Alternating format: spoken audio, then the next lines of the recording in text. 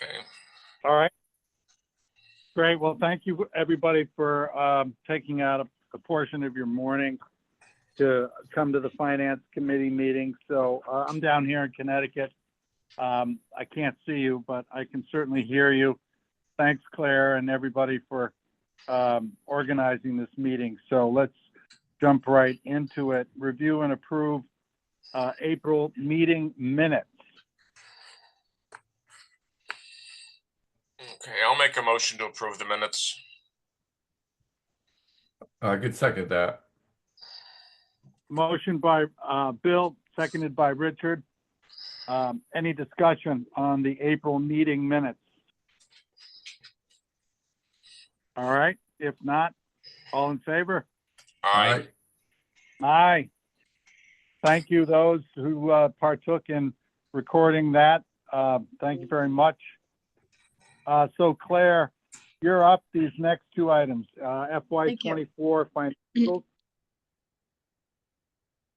Thank you. I will share my screen for this. Rick, I know you won't be able to see it. I will also say Kate just joined us, Rick, so we have full quorum. Welcome, Kate. Okay.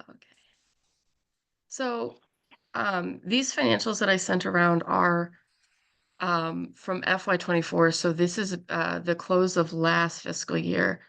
It did take a while for me to get these completed. And so I just want to start by saying, by apologizing and explaining sort of how I'm sorry, let me just switch screens. Okay, can you see the financial report? Yep. Okay, great. Sort of explain where we're at with our bookkeeping right now. So at the beginning of this fiscal year, I was out on maternity leave for 3 months, and then we've had a number of other things happen over the course of the year, including a lot of staff turnover, our executive director search for VACD, the federal situation ever since January. So we've really been I have been very stretched thin, and so I'm right now, since we're sort of past a lot of those other issues, I'm returning to the financial reporting, and I will go over this, but just to remind you, this is last fiscal year. I am currently working on this fiscal year with Lena, and we will aim to have the entire fiscal year for you by next meeting. So at that point, we'll be caught up. But I do think it's still worth going over FY24 because we had a number of significant things going on. So at the end of last fiscal year, we had about 61% of our revenue and 64% of our budgeted income and expense items, respectively. This was far below what we had budgeted for a couple of reasons. We had some grants that were closing out, and we fully budgeted for those grants, expecting to spend them down, but we were not able to for a variety of reasons. And grant managers, feel free to jump in on this, but project development, we did end up forfeiting about $96,000 out of about 144. This is a typo I'm seeing, which I'll correct. It was about 1.4 million. And the reason why we forfeited that is just this grant has been a little bit difficult to get money out the door under. We were probably over the amount that DEC gave us for this work was probably a little bit much, just because these projects don't cost very much. It's mostly staff time to do some groundwork, and some of that work can be covered in different ways. So it's not that we have a lack of project development happening right now. It's that, we were able to support a lot of very efficient use of time in developing projects, and some of the projects got developed other ways. So we did end up releasing some money at the end of the grant, which is fine. We still have a pot of money for this under our current enhancement grant, and DEC is still fully supporting us in doing that work. We also had forfeited some amount under our design and implementation block grant. The version of this report I sent out actually had another typo in it, misidentifying this amount, the amount forfeited. Um, it's about $1 million less than what I had in the report I sent out. So the amount we forfeited actually ended up being about $595,000 out of a total award of about 3.2 million. And $595,000 in the scope of the total award is not a lot. I would say, sort of in kudos to Lena, um, I think, we have been one of the best performing grantees under this award, in terms of the amount of funding we have been able to get out the door. So I just want to put that in context. So we're not sort of underperforming on this grant. What ends up happening with design and implementation is that we end up making subawards with districts, and not all of those subawards can end up being brought to conclusion. So, somebody might get started, like they really want to do a culvert project, but then they find out that the landowners backed out, or they find some complication in that requires a redesign. And so sometimes what we end up having are sub-agreements that just get terminated because they're no longer feasible or able to be completed by the deadline. That's what happened in this case. And so although we could have potentially spent the full award, we had a number of projects that just weren't able to be done, and we didn't have time to reallocate the funding. Again, this is fine. DEC has again awarded us an enhancement grant that continues the same work. So we're kind of just treating this as, we're getting out what we can, year over year, trying to spend it all down. But, DEC is aware that it's not always totally feasible to spend it 100%. So, and then we just had another small grant, tactical basin planning. One district wasn't able to bill for the full amount of their award, so that was $3,000 forfeited. So in total, you know, the reason why we came in at 61% of our budgeted revenue was largely due to this, being unable to spend down the full amount of these grants that we're closing out. But just, the way our budget works, we get revenue based on our expense because we are fully funded by expense reimbursable grants.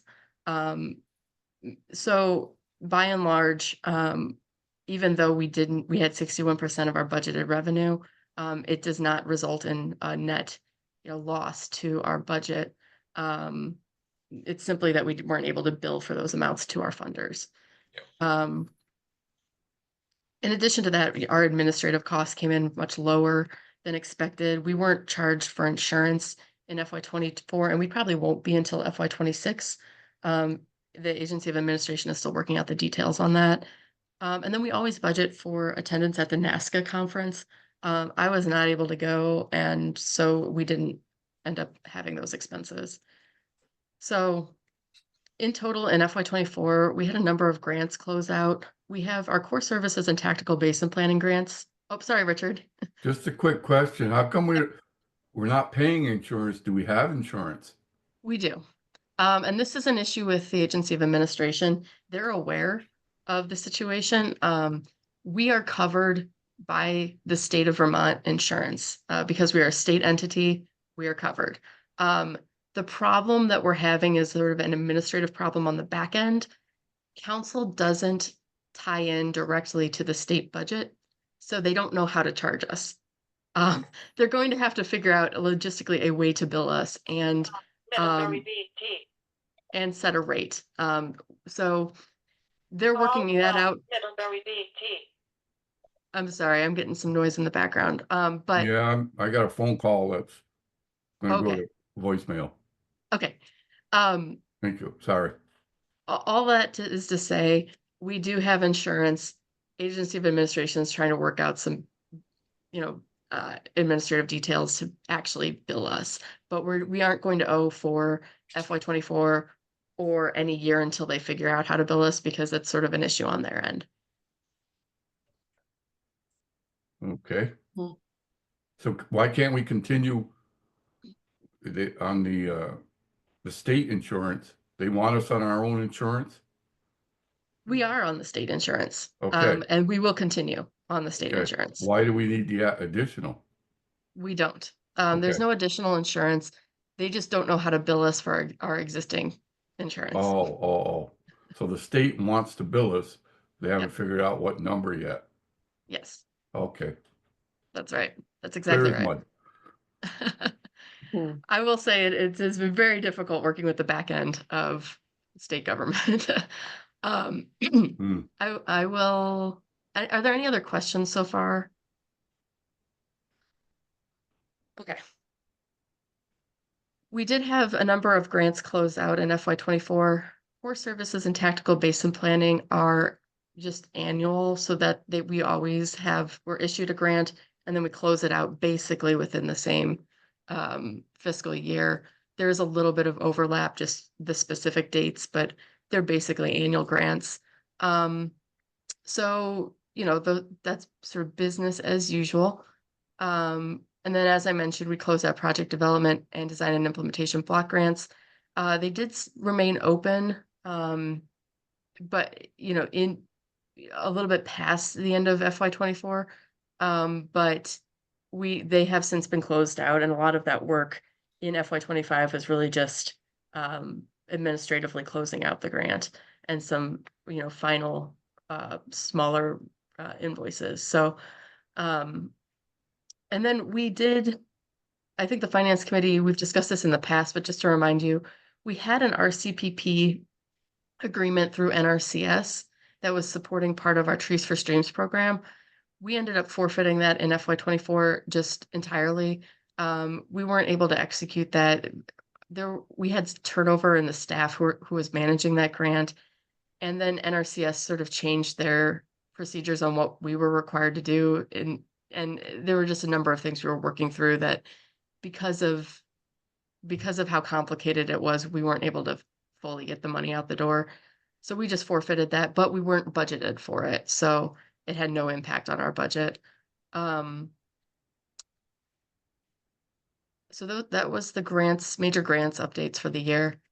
There aren't, balance sheet, I put some notes here just to explain what you're looking at when you look at the balance sheet, but there's not a lot to go over here other than to say, um, I am looking at a lot of our balance sheet items, and I will go down and show you.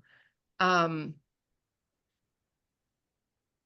balance sheet is a record of all of the grants. It has a record of all the grants that we've had in the past and their current balances. You can see on here some old grants remain, and we need to get these off our books because they're closed out and we're no longer going to be billing under them. So I need to do a lot of cleanup work to get these balances off our balance sheet.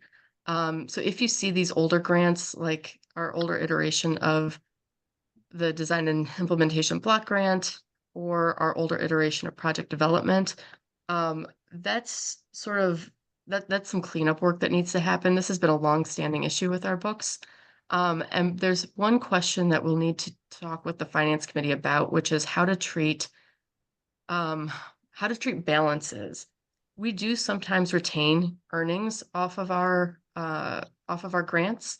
And right now they're just accumulating in the various line items here. So we had $127,000 that we retained over our previous Ag CWIP award.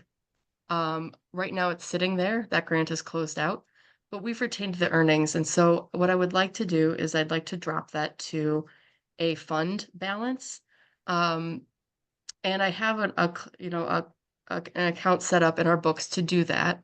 But I would like just to have a discussion with the finance committee to make sure you're okay with me doing that. Before I start moving that, essentially what this would be doing is bringing all of these balances into a single fund. So when you look at the balance sheet, you can see clearly a single number that represents our retained earnings. That's sort of what it is. I realize that's a new question. Yep. Go ahead, Kate. Yeah, I don't understand what you're talking about. First of all, if we're not using the money, how do we keep the balance? And I don't know what returned earnings means. Yeah. So retained earnings. So that's just whenever we close out a grant and we have a balance left on it that has been paid to us by the funder, but we haven't had any expenses against that, we can sometimes retain the money. It depends on the terms of the grant agreement. So there are some grant agreements that we cannot keep the balance of because it's directly cost reimbursable. But sometimes we or they have very specific terms. But some of our grants we can keep the balance, and Ag CWIP is one of them. This tends to be the grants that we tend to have balances on are deliverable based grants. So, our funders are paying us to do, X, Y, and Z. If it costs us less to do that than we actually, budgeted for, they allow us to keep the balance. Not all of our grants allow that. So it has to be sort of treated on a case by case basis. Okay. So that's what I mean by retained earnings is we've been paid, but we didn't have expenses. So that's the sort of cleanup work I'll need to do with our balance sheet is going through and moving items. If that's how we want to approach handling those. Richard, did you have a question? Yes. Do you have an idea, or do we have a slot where you could put these retained earnings? Do you have a category or a, I created one, but we haven't used it yet. So you won't see it on the balance sheet right now. okay, would it be like what some people call a rainy day fund? It would be. Yep. Okay, Yep. So that's what we're kind of talking about here is creating a specific line on the balance sheet to indicate what our rainy day fund is. Or alternately, we could create multiple funds that are, designated for different purposes. That's a bigger question that we could talk about later. The sort of immediate question that I'm having when working with this and that I will run into in closing out FY25 is, is it okay with the finance committee if I move, this number here down to a retained earnings fund or, a rainy day fund? And we don't necessarily need to make a decision today. We'll have the same question when I close out FY25. But if there are thoughts or questions about that, I'm happy to talk about it now. I don't have any problems with starting a rainy day fund right off. Okay. I don't either. Makes sense. 'Cause you Yeah, never know when we're gonna come up short somewhere. right.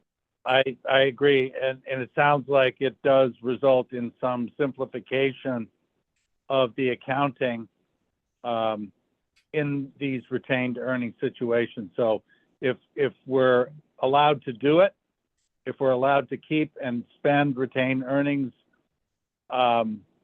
then let's simplify Claire's life by creating the rainy day fund or a reserve fund. Do we need a motion on that? Can it seems to make sense to me, but it just seems surprising to me that there are no strings attached to this. Are there strings attached? I mean, are there only certain, what would we use it for?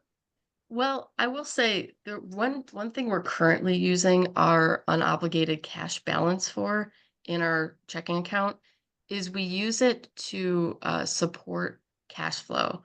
So right now we have a policy that says that I can pay an invoice to a district, even if I don't have the money from the funder, if our cash balance in our bank account is at $200,000 or more. So that's what we're currently using because we actually have this money. So it's not like we're talking about, going out and fundraising to establish a rainy day fund. We already have this money. So it's being used right now to help me pay district invoices quicker. That's one thing. The other thing we can always talk about in the future is if and I think this will help facilitate future conversations, because if we have a balance, in a rainy day fund, and if that rainy day fund gets really big and we don't know what we're doing with it, we can make a decision. We can say, we have a lot of money, districts have a need, we can support that by getting money out to districts for various things. or we could start a new program. I mean, there's having a number that we know we're working with that doesn't have any strings attached will help us, I think, be able to think through how we use that money and be really intentional about it. Because what's happening right now, yeah. The answer is there really are no strings attached to this money. It's something that we can, I mean, we have to be accountable for it, but We have okay. to be accountable for it generally. And this is going to be a case by case basis Mhm. on if there are strings attached. So I should say that because there are some line items here where even though the grant is closed, we would still be expected to use that money in the way that it was initially intended, but Yeah, that makes sometimes not. So this is something I'm going to have to do. And then I will develop a report for the committee to go line by line and say, this is what's truly unobligated. This is truly a, rainy day fund balance. And then when I find the items that still have, a string attached, I will keep those separate and list those out for you. Yeah. okay, that makes sense. Yeah. Yeah. Okay. Yeah. Thank you for that. And I like the idea of having that fund to expedite paying grants that Yep. all the work has been done, deliverables. Yep. We don't have that 6 to 7 month lag time. Yep. We've relied on that policy heavily this year, particularly great. with the federal funding cash flow crunch. We've been able to pay district invoices just to help them have cash flow. Yeah, much more so timely. Yeah. okay. Well, I'd make the motion to establish that fund. I'll second it.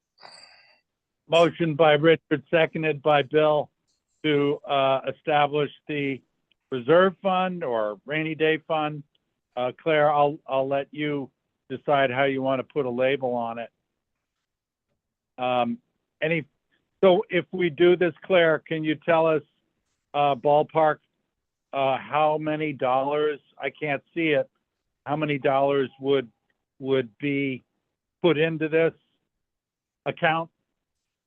I don't have a ballpark right now. Okay. I'm sorry. I'm gonna have to go through line by line and do that work of figuring out what's truly unobligated. But I hope to have that by That next meeting. 121 figure, would that be one of them? Yes, 121, it would. 349? It would be, yeah. Okay. But some of these others I'm going to need to figure out because some are grants that are still open. So so we're only talking about the grants that are closed out. And of those, Yeah. it'll be a subset. So sorry, I can't give a number right now. Okay. All right, so basically we're authorizing you to create this new accounting line, and Mhm. then as you go through it, you'd let us know, how many dollars you're putting into it, where they came from, Yes, once that's right. once you did your housekeeping work. Yes. Yep. Okay. Any further questions or discussion on the motion? Hearing none, all in favor? Aye. Aye. Aye. Yeah, thank you, Claire, for bringing this to our attention. Thank you. That's so I really appreciate that, and I'm going to it won't change the FY24 reports, but I'm going to aim to do that fund for the close of FY25. Okay. So that'll show up in hopefully what we present to you in July. Okay. I don't have anything else to present for the FY24 financials. Again, this is older financial information. I did provide the full general ledger, the check detail, the deposit detail, bank account statement. So all of that's there if you want to look through it.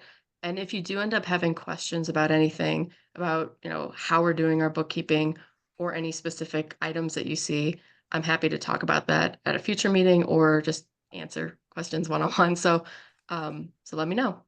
Would you like a Um, motion for approval? Richard, that's a good question. I think we have historically had the finance committee approve. Yes. Well, I'd be willing to make the motion. To I'll second. approve the FY24 financials. Yeah. Correct. Very good. Motion by Richard, seconded by Bill. Any further discussion? And that's FY '24 ends June 30, 2024. Is that right?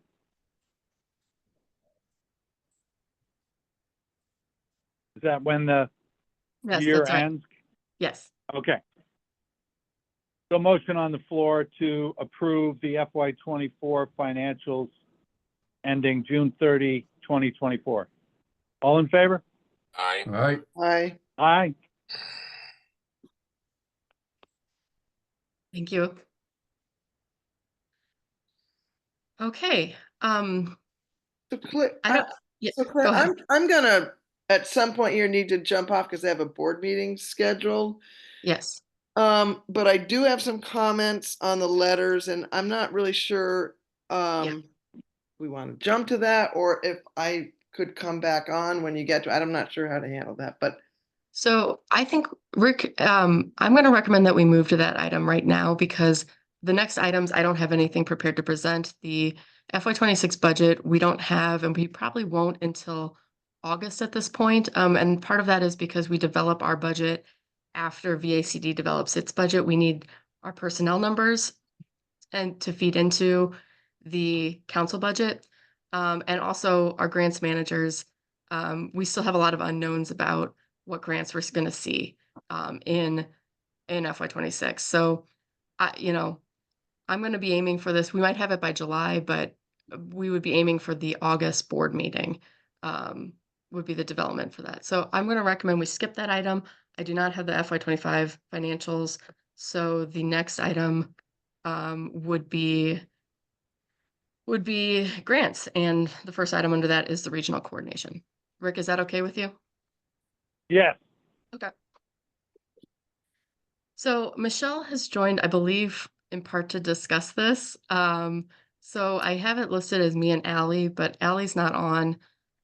So Michelle, I'm gonna be looking to you maybe to fill in a little bit on this, but this is, I'm gonna give some background. This issue has been discussed by the Finance Committee in past meetings. Allie has presented some of the various challenges she's had in managing this grant. A lot of it has had to do with lack of response or engagement and difficulty in getting answers to questions, difficulty in getting reports and invoices. So you'll see that reflected in the letters here. And then sort of the trickier question that she has brought to this committee is sort of how to deal with some of the more, less quantifiable, more qualitative issues that she's running into. And so this is an attempt to bring to the committee sort of the facts of the case. And then, we've discussed this. We asked the last time she was here, we asked her to talk with the Vermont Agriculture Water Quality Partnership, the VAQUIP steering committee, to make sure she had their input and recommendations. So she's done that. And we've also had her touch base with the Agency of Agriculture because they are ultimately the parent grant funder that this sub-agreement falls under. So the letters you see here are the outcome of input from the Agency of Ag, input from the Vermont Agriculture Water Quality Partnership, and Allie just sort of listing out more clearly what she's running into. So the idea that we've, out of these many conversations is that although there are many challenges with this grant, we would like to give our districts every opportunity to meet the terms of this grant. There's only 1 year left on it. So, pragmatically, if we can, get districts back on track to meet the terms of the agreements, that would be the best case scenario. So that's the recommendation here. That said, historically, we've had a little bit of a challenge in knowing exactly how to provide critical feedback to districts. A lot of times that happens just in one-on-one conversations, but when we have issues where it's difficult to get a hold of the district manager or a district manager is maybe not as receptive to some of the feedback, we thought that having a formal letter might be appropriate in this case. Michelle, I guess I'm going to see if you have anything to add after that summary.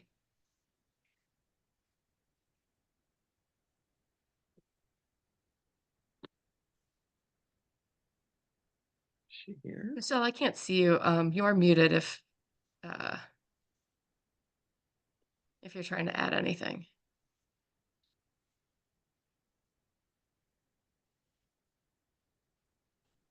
Okay. I'm not sure, Michelle, I probably put you on the spot. I don't know that you're anticipating presenting on this. So if you do have anything to add, feel free to join. But at this point, I would turn it over to the committee. The request would be to approve that these letters go out to the districts and approve this approach for this grant specifically. And if you do, and if you have concerns or modifications or anything like that, we can discuss. Sure. Well, why don't I start since I'll just preface it with, I think I have a pretty good understanding of what the issues are, and I'm talking specifically about the White River District. And it seems like maybe I've seen an iteration of this letter before, but maybe not. I understand that it's a difficult situation, and I think I'm quite cognizant of what the problems are. I do think, but I think if our goal is to try to get compliance and bring, kind of change the tone, I feel like the letter's a little bit harsh and will be taken a little bit personally, and therefore will be counterproductive to what we're trying to accomplish. I don't necessarily disagree with some of the opinions or characterizations of because I've seen it, so I totally understand it. But I think maybe a gentler tone, and I've had conversations with other people about this, and I understand that approach has been taken without success, and so that's why I think this next step is moved on. But I'm not. I just don't want it to backfire. I don't want it to create a very strong defensive posture, which will which I think could result in the board taking the same position, and that I think won't. I just don't think it'll be helpful. I think a letter should go out. I'd like to try to. I'm hoping that maybe I can help a little bit by understanding the situation and maybe bringing some of these issues to our director and the board in general. I don't know how successful I can be with that, and I understand that there's kind of a time frame here where we really need to make some decisions. So that would be my suggestion, is to tone down some of the language in the letter that will be taken very personally, and I think is going to be. I'm not sure that it's going to result in the way we want. I'm not sure what the answer is. I'm willing to maybe work with Ally to try to change it, or whoever wrote the letter, or I don't know. But I'll let others. I know Rick and I have had conversations about this, so I know where Rick stands on it. But or maybe I don't. Anyway. That's my input. I appreciate that, Kate. And this is one of the reasons we're bringing it to the committee, is because this is sort of an uncomfortable position. And it's not clear. One of the things we've struggled with, I think, in general with our grants management, is that our grants managers don't often feel empowered to take corrective action against district for a variety of reasons. One is we support districts. That is our mission. We're in Yeah. meetings with district managers all the time. Those personal relationships matter. It's hard to be in a position of doing anything to negatively impact those. At the same time, when we've tried to have softer conversations, sometimes what we run into is a disagreement over whether or not what we're saying is sort of um it, I don't know what it is. It's sort of like there's not a connection about what the issues are, like it, or an understanding of how serious they are. And so we might say, like, we really need your invoices, like we don't have any invoices from you for this grant. But no, but somehow saying, and your grant will be terminated if we don't get these is a harder line. But that's where we're at. That's a very clear-cut case, sort of like that, because it's quantifiable, it's very straightforward. Sure. Something that's squishier, like we're having complaints from all of our partners about how you're going about this. That's harder. It's hard to put our grants managers in that position of trying to litigate, tone or Yeah. strategic approach. Having something sent by Rick, we thought might have a little bit more distance than our grants managers and a little bit more authority. So Kate, it sounds like you're okay with a letter, but maybe the wording is off. And I'm personally willing to work on it still. But I am interested in hearing others' thoughts. Bill, Richard. Well, I'm kind of a hard ass, so I'm not good at this. If you don't do the work, you don't get paid. And that's where we're at. We have not paid either district for this yet because, well, in part because we don't have their invoices, but um, also because some of the deliverables have not been met. So, and that will be our stance. We will not pay unless we have deliverables That's in very hand. understandable. Yeah. So the That question part. is, do we terminate the grant? We have, that's been brought up, is that we just terminate and say the deliverables are not being met, your grant is terminated. That's a very clear and straightforward approach, but I think it would come out of the blue. Well, it shouldn't come out of the blue because we've been trying to communicate about these issues. So they've been forewarned, or have Well, they? this letter would be the forewarning, Okay. essentially, because Okay. what the conversation to date has been along the lines of, we don't have your invoice. Please get us your invoice. We need to get your invoice. There has not been a clear communication of, we are at the point of terminating your agreement. So this letter is sort of serving as that last warning of, we Okay. will terminate the agreement if X, Y, and Z doesn't happen. And that was part of the discussion. There was an idea that we just terminate the agreement, but everybody involved is, agreed that both districts here needed a very clear, explanation and a very clear warning and an opportunity to correct. So hence the letter. But And I'll clarify, I'm 100% behind that. I mean, that's just business. I mean, Yes. that's your responsibility. Just do it. And you shouldn't have to ask more than once or not even once if it's part of the grant. So I'm 100% behind that. I think, how else are you going to do it if you're Yeah. not getting a response? I agree. Right. We need to send a letter, and I could see some of the language might cause problems. So I think the letter needs to be reworked to some degree. But the message should be sent. Yeah. Yes. Okay. Yeah, I tend to be a hard ass on this stuff too. And it's not like the offending parties haven't been given maybe verbal notice or, nice asks for submitting invoices. But if nothing's been forthcoming, and because this does not only put the offending district in a bad light, it really affects the entire district collective.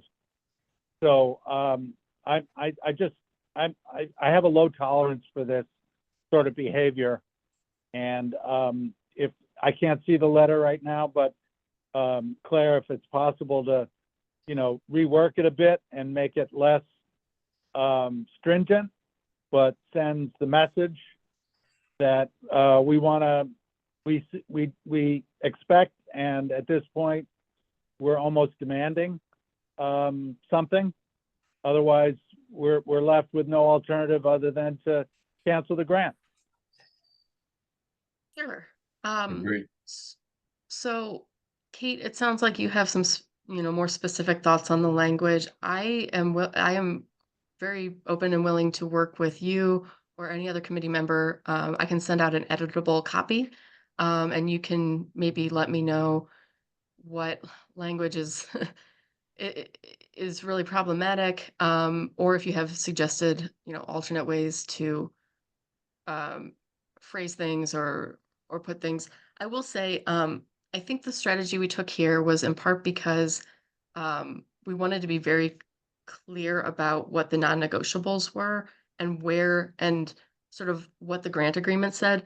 But I do understand that the way it's presented right now kind of comes across as like, hammering, a lot of points, maybe multiple times. It might get a little bit it might be overkill. So we could probably pare it down to be just the essentials.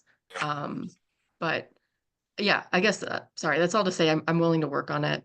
Okay, Michelle? I'm gonna leave, but but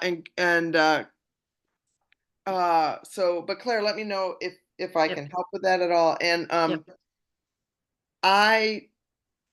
if the board, if they is it okay to tell them that a letter is, or at least on the invoice part of it, or would you rather I not say anything? I don't know. It's a little awkward because I'm going to a board meeting, but I don't know. Michelle, I see you're here. Please Yeah. jump in. So yeah, just so I think it's fine to tell the board, if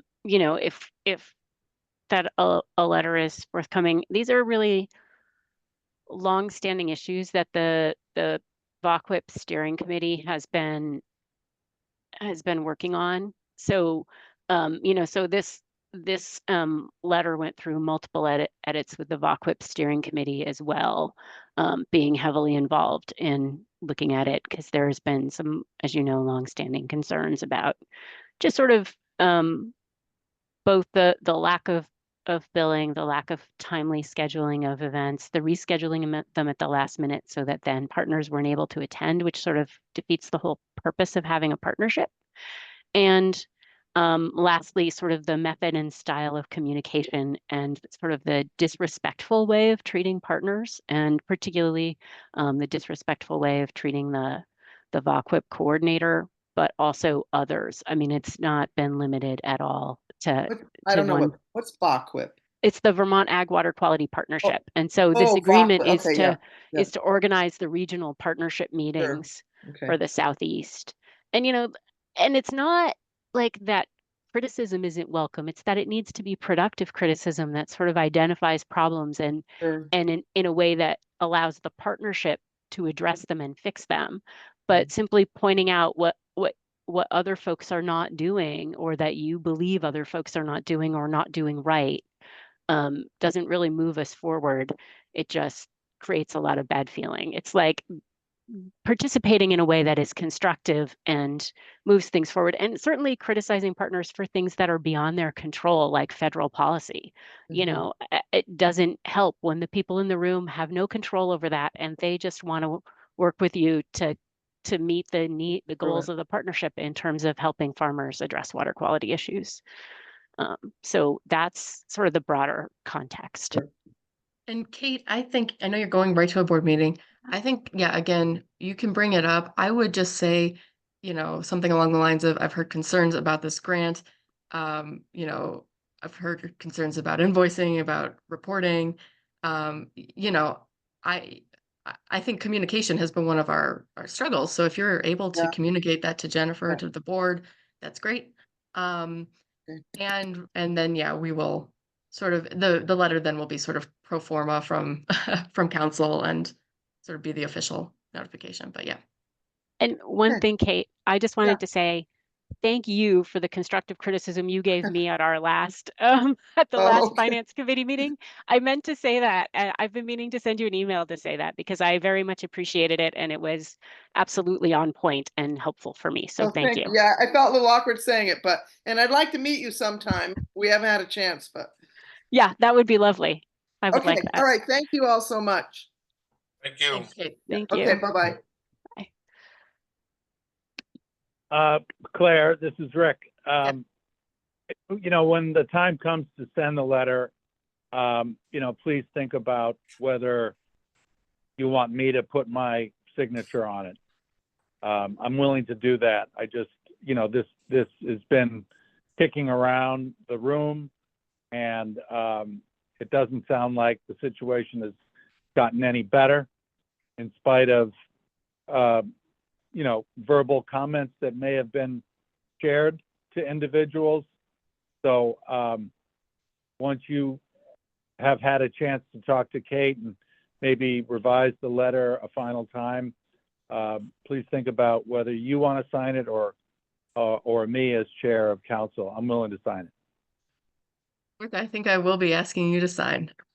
So, and I think just, okay, so the next steps I have right now is that we will revise the letter. I will get Kate's input. Richard, Bill, Rick, if you have any additional input, please send that to me. I will send out an editable copy if you'd like to do any work.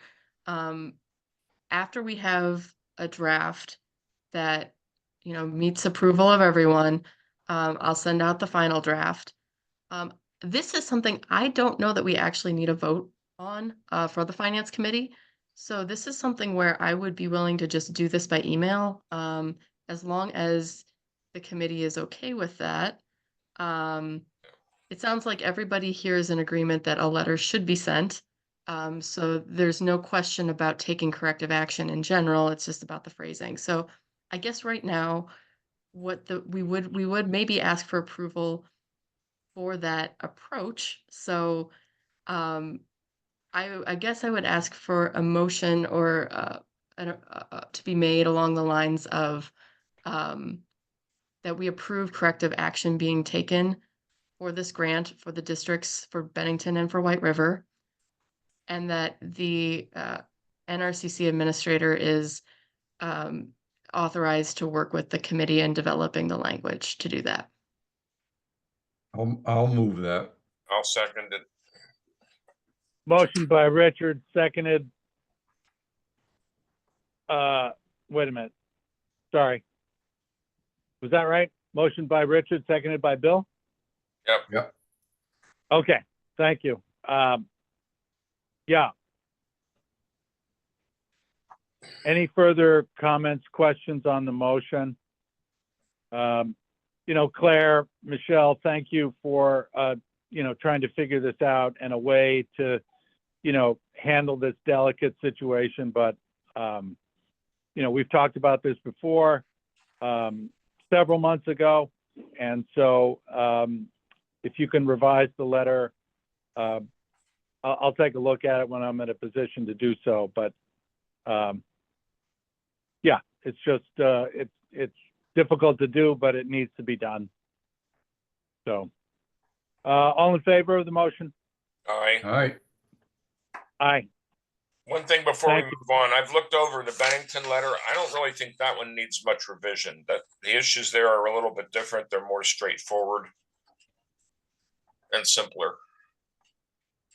Thank you. I agree. We haven't really talked about Bennington much in this conversation, but that is it's much more on the quantifiable side of things. It's very Yep. clear cut in terms of invoicing and reporting.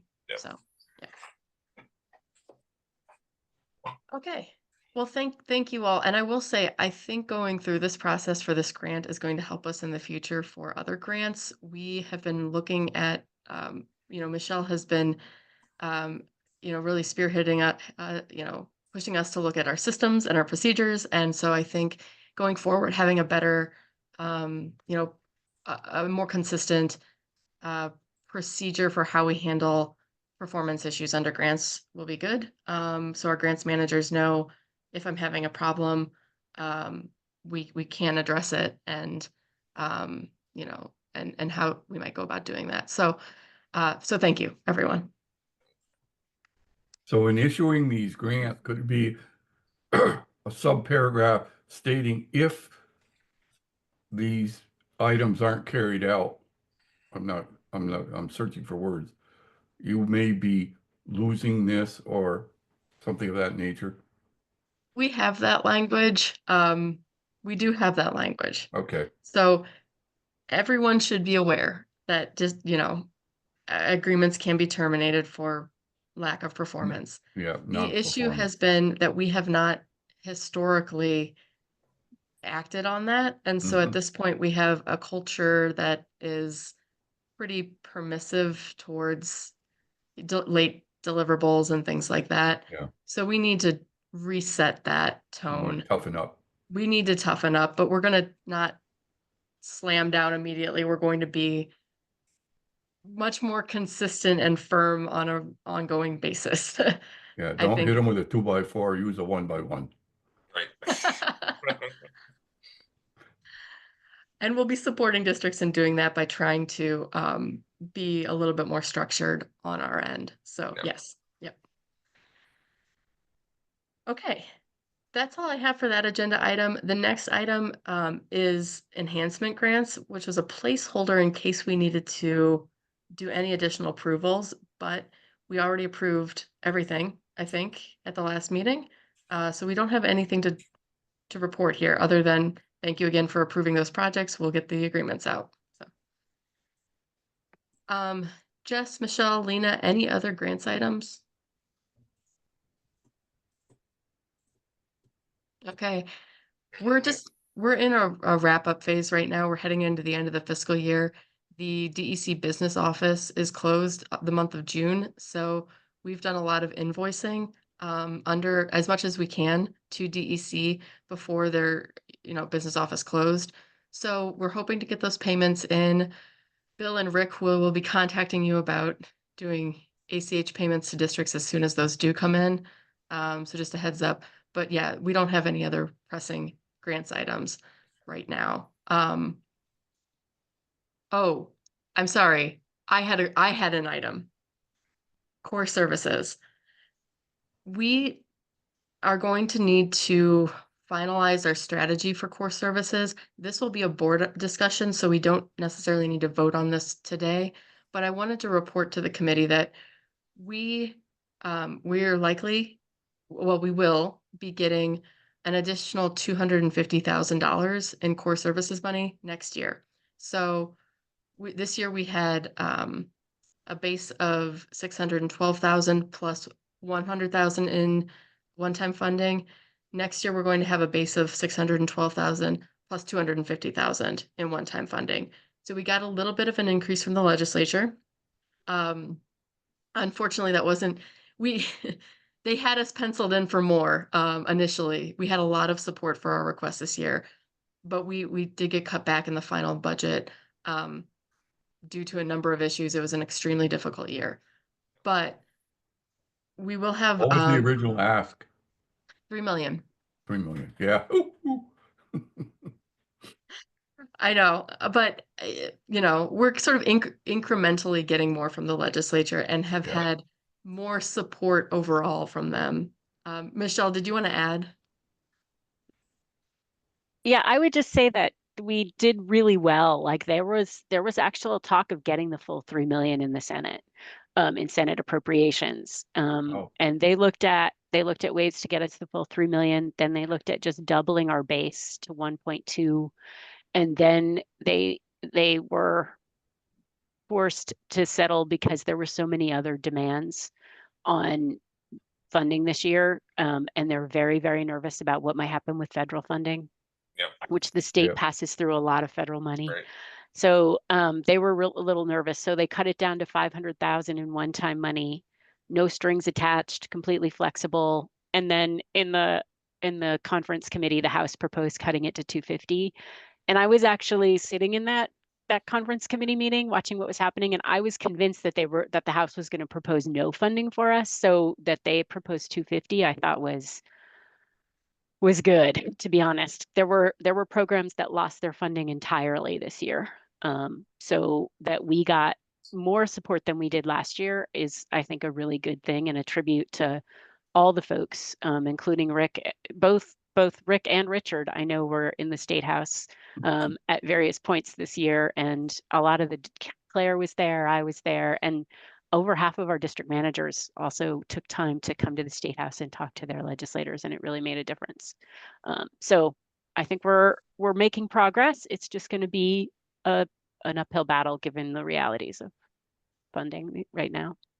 But our core funding is going to be the same as last year, the 612. Yes. But then we have an additional 250,000. So this is, we actually have a lot of options. Well, we have some options on how to handle that additional $250,000. We had a conversation with the district managers about this, and I've had some, offline conversations with Michelle and Rick. There were sort of two ideas we had kicking around. One idea was that council would retain some amount of money to fund hiring a CPA to help districts do sort of friendly audits of their books.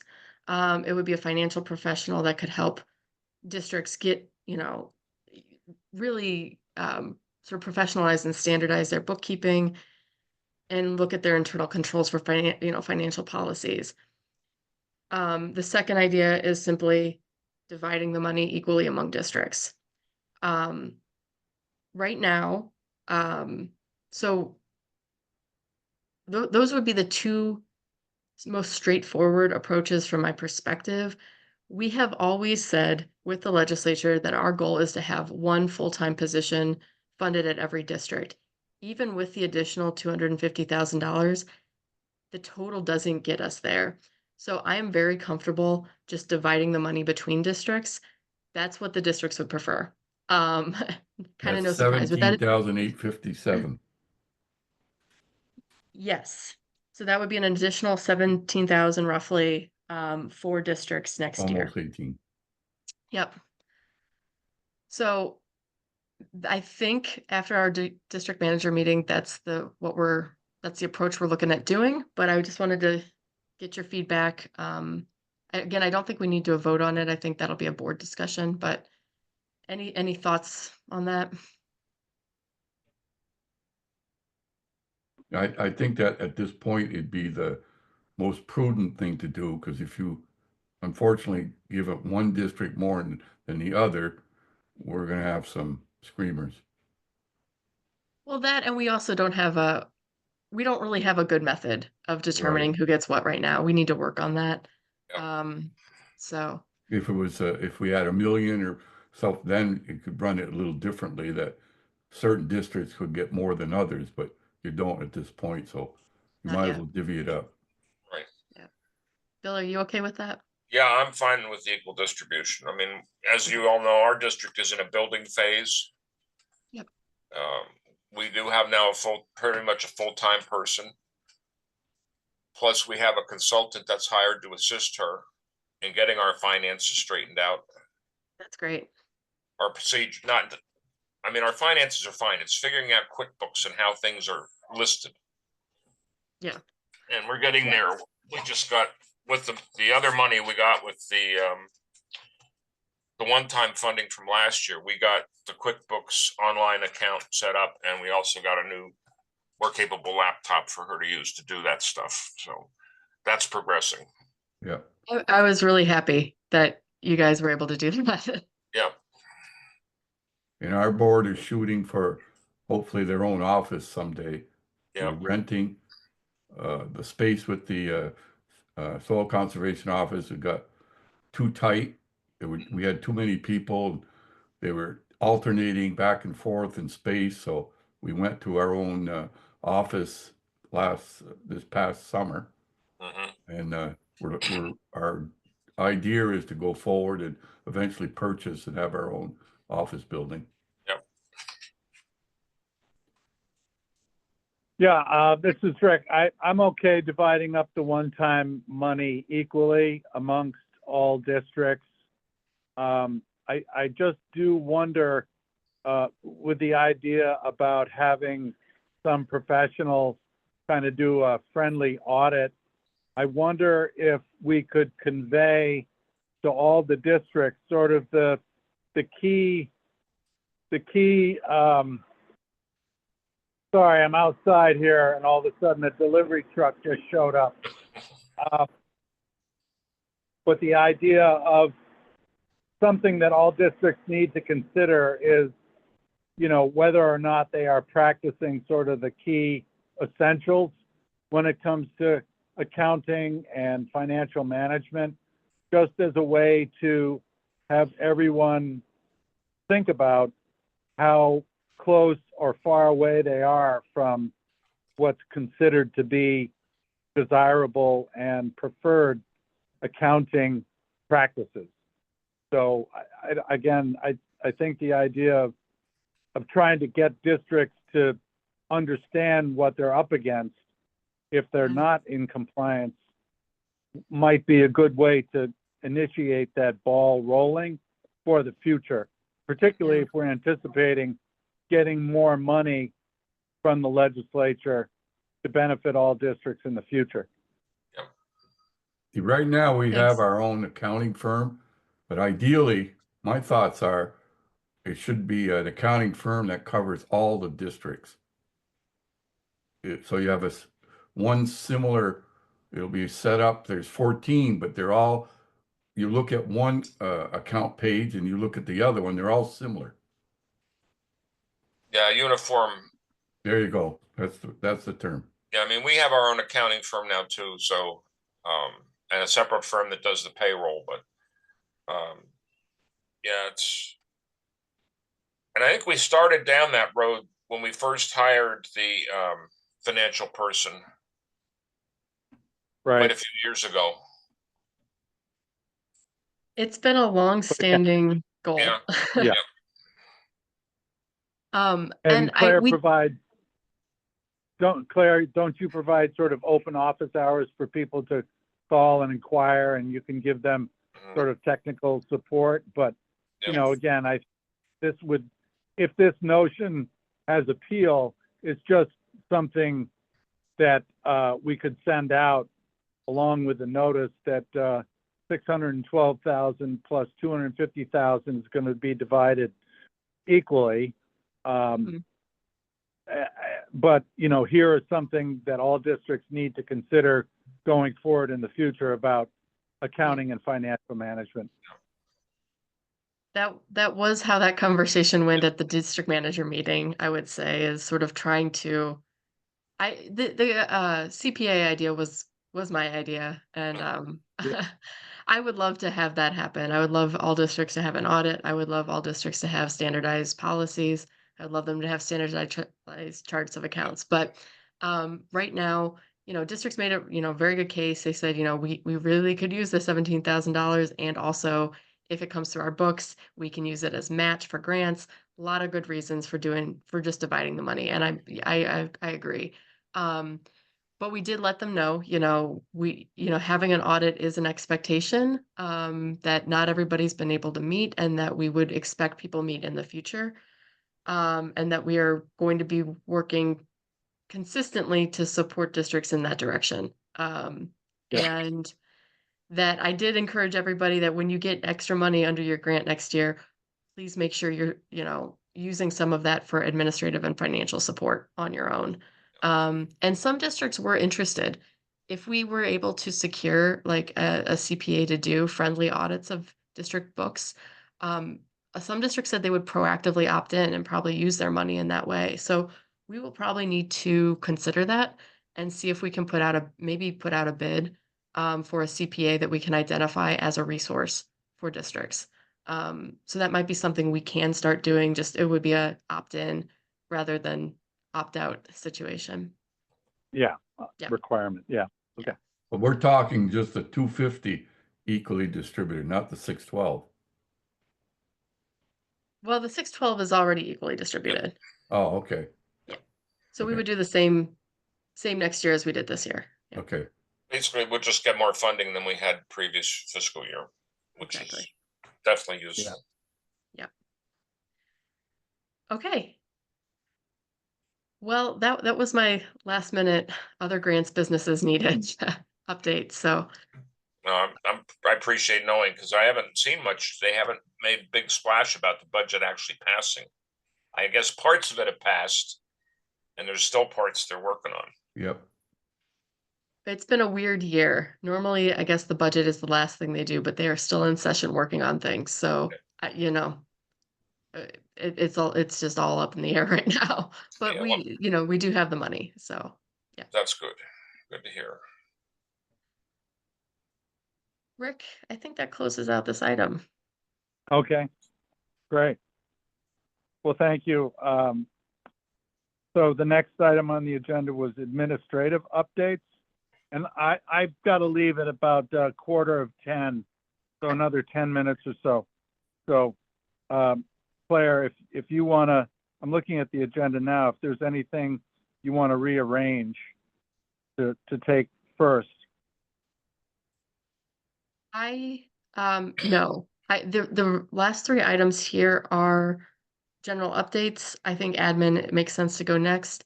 I'm going to give a quick update and then turn it over to Julia. Okay,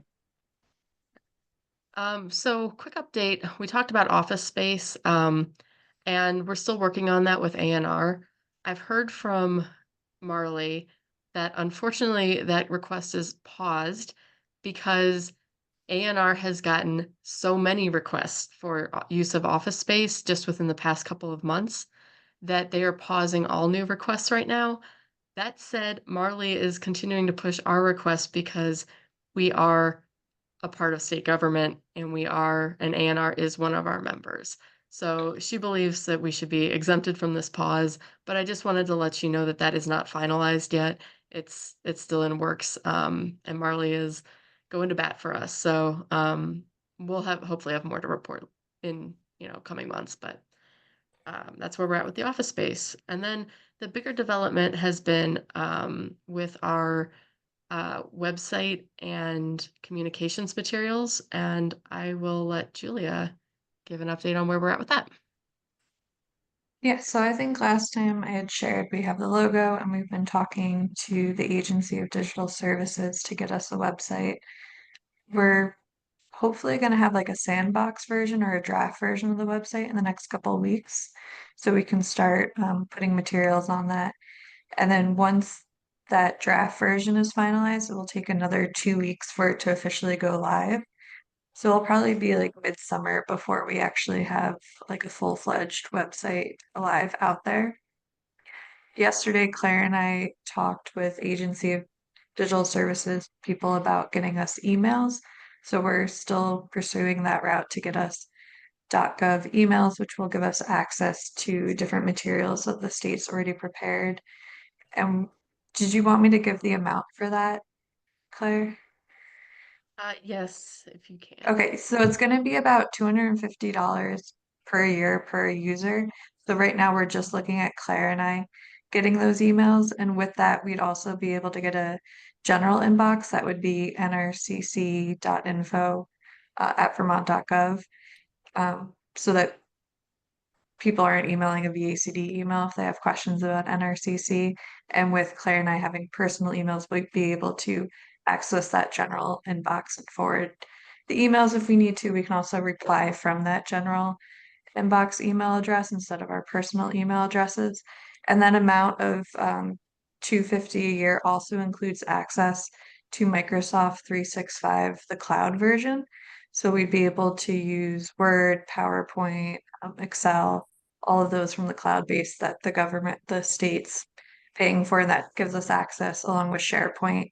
We'd have about 2 gigabytes per user of storage on there. So we could look at moving some of the things that we want to store off of the VACD servers onto that. And potentially we can get a Teams phone number as well. That would be $65 per user per year. We're still trying to figure out if a Teams phone number could be taken out if we wanted to go to another phone service later on. So the state used to use VoIP phone numbers, but they're moving over to this Teams service, and there's still unknowns as to what's going to be happening with that. So we haven't we've put in for the emails, but we haven't put in for the phone numbers yet because we want to know more about what we can do. Today I got the letterhead, so I think for our next board meeting we can use the official letterhead, which is exciting. And I think that's it for updates. Claire, did I miss anything? No, no, it was just a really good meeting. The state is more than happy to help us with all of these services. So the thing we'll have to talk about in the future is, right now we're initiating this with just me and Julia, but hypothetically we could have our other staff have emails, phone numbers as well. We'll need to talk about who needs that to look at the overall budget. We do have the budget for this right now, so this is not a budget adjustment request or anything like that. When we finalize this, we do have money to pay. So I would expect to just, go forward. We'll be talking about this with the board too, because what we will need approval on is just because this is all brand new. So we do want board approval to make sure that the board is okay with the details of our website and emails and all of that, which I don't anticipate any problems with it. But and we don't have an option on some of it. So for example, we tried to get our general inbox to be conservation@vermont.gov. Apparently that's not allowed. We have to have nrcc.info at vermont.gov. So they have naming conventions we have to work within. Mhm. But we will want general approval from the board that we can make this commitment and have this sort of public presence. And then beyond that, we'll just, go ahead and execute that with the Agency of Digital Services. But yeah, we've been lucky to connect with some extremely helpful people in the state of Vermont. And then we can explore adding on additional services in the future now that we've made these connections. So I'm encouraged. Good. Yeah, thank you. Yeah, it's a long time coming. Definitely appreciate all your effort that you put into this. I'm sorry it's been so challenging, but for a state agency, it's wonderful to hear the progress that you've been able to make. Thank you, Rick, and I'm really thankful for Julia being able to pick this up and push this forward. Yeah. So, yeah. Yeah. Doing a good job, Julia. Thank you. Thank you. I don't have any other administrative updates. And Okay. Rick, I see we're at 9:45. Yeah, I'm sorry, I got to run. I'm off to a funeral. So, yeah, please continue, and I'll look forward to seeing what you guys talked about in the meeting minutes. It doesn't require any vote, No, the other items. no. Okay. Hey, Rick, where are you All at? right. Well, I'm down here in Connecticut, Whereabouts? Stamford. Oh, no kidding. Ooh. Only about 20 miles from my And home, my old home. Yeah, it's 50 degrees down here at the moment. So, Yeah. all right. Have Yeah. a good day. Thank you. Thanks, Rick. Take care, Rick. See you, Rick. Bye. Okay. Bill, Richard, we don't have any other votes. The only other things on the agenda were a update on the legislature, which we've already given. Yep. We don't have any other real updates on that other than the legislature's still in session. Yep. So Yep. we may end up having some delays on some of our grants, like core services and tactical basin planning, if we don't have a budget, and the legislature continues being in session. But I don't anticipate that. At this point, I don't anticipate we'll have delays. Yeah. So we've already done that item. The only other item was the impact of executive orders and changes to federal funding. And right now, there's not a lot to report here either. Federal funding is flowing for the time being. VACD's bills are getting paid, districts' bills are getting paid. So that's, we're sort of putting that on the back burner. That should be handled for now. We're sort of wary of what might happen in the future, but right now we're doing okay. The biggest, most recent impact that we've had with the federal executive orders is with the AmeriCorps order. We have some districts that have AmeriCorps members, and VACD has an AmeriCorps member. Those programs were terminated by the executive order. They were officially service, I think, ended earlier this month.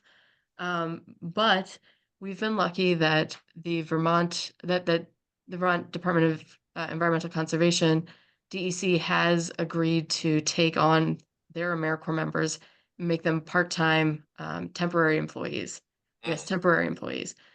So VACD's AmeriCorps member, Katie, is going to be sticking with us for the time being. It's obviously a very rough situation because a lot of times for these members, their housing can get compromised with the termination of the program. Other benefits like healthcare can get compromised. Katie's doing okay, and we're going to keep supporting her. But I just wanted to make you aware that this is also something that impacts the districts and some of our partners. So we're working through it. But for the time being, we've figured out a solution for Katie, who will be working on council items, including helping develop content for our new website. So, Sounds good. yeah. Yep. I don't have any other updates.